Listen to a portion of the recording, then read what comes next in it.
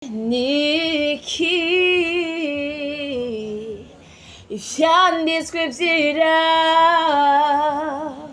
bivuga ku muziki n'indirimbo. Niki ivyanditswe vyera bivuga ku muziki n'indirimbo. Ikaze kuri mwese musanzwe mukurikirana ibiganiro kuri Brightness Burundi. Ni ikiganiro gishasha tugiye gutangura ko bashikiriza kivuga ku muziki hamwe n'indirimbo mu vyanditswe vyera. Je nzohora ndakibashikiriza ni Jean Claude Maniratunga. Hamwe n'ivyo turi ahantu abantu bibaza ibibazo vyinshi, turi ahantu abantu biyumvira ku vy'umuziki, ku bijanye n'indirimbo.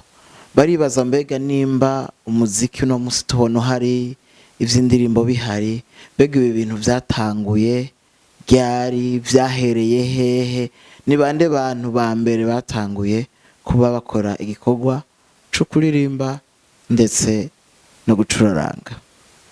Si ivyo gusa, baranibaza mbega ibi bijanye n'umuziki n'indirimbo nivyo vyatanguye imbere yo kuremwa k'umwana w'umuntu canke ni vyabaye inyuma umwana w'umuntu amaze kurema.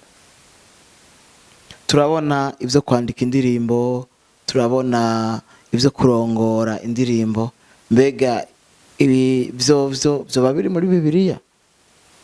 Abantu benshi baribaza ko vyoba biriyo nuko bitoba biriyo.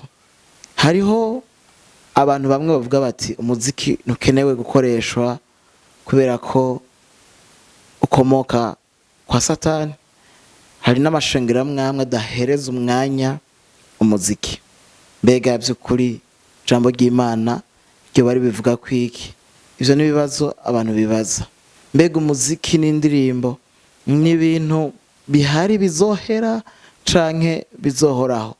Ivyo n'ibindi bibazo. Hari n'ibindi vyinshi abantu bibaza ku bijanye n'umuziki n'indirimbo.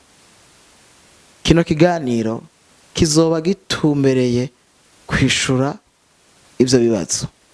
Niki ivyanditswe vyera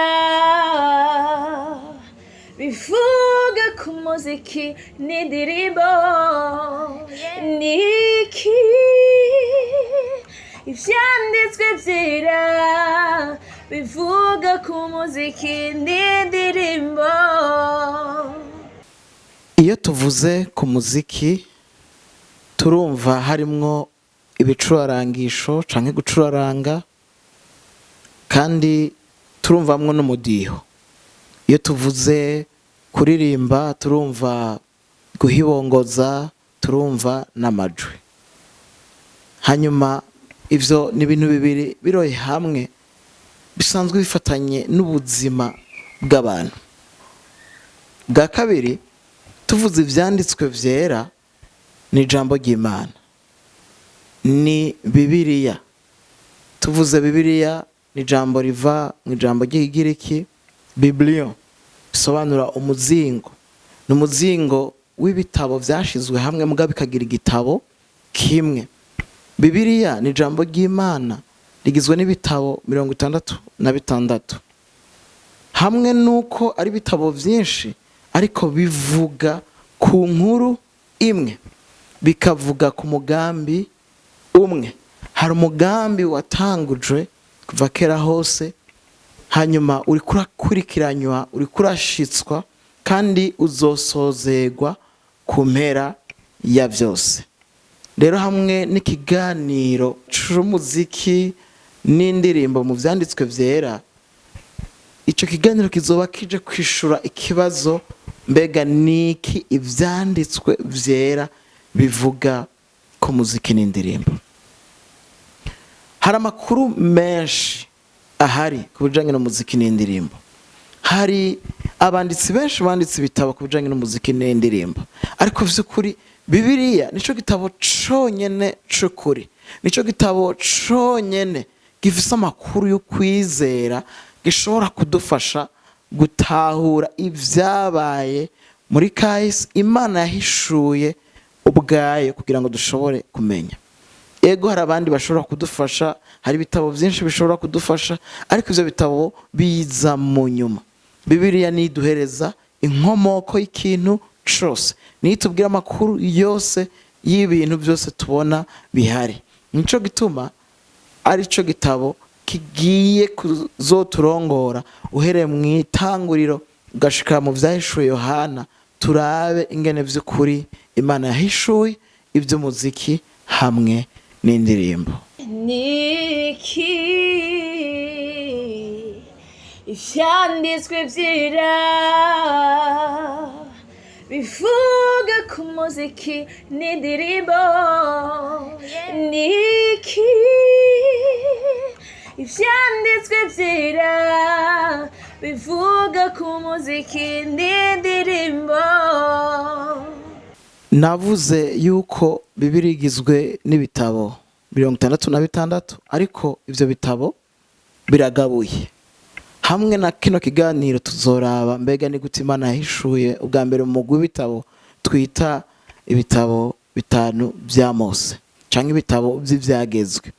Aho turahabona Mose nk'umwanditsi w'indirimbo kandi nk'umuririmbyi. Mbega Bibiliya ibivuga kwiki? Nyuma yaho tuzoraba ibitabo 12 vy'akahise. Mbega by'ukuri Bibiliya ibivuga kwiki? Mu bitabo vy'akahise niho tubona Dawidi washoboye gutanguza ico twita uno munsi guhimbaza no gutazira.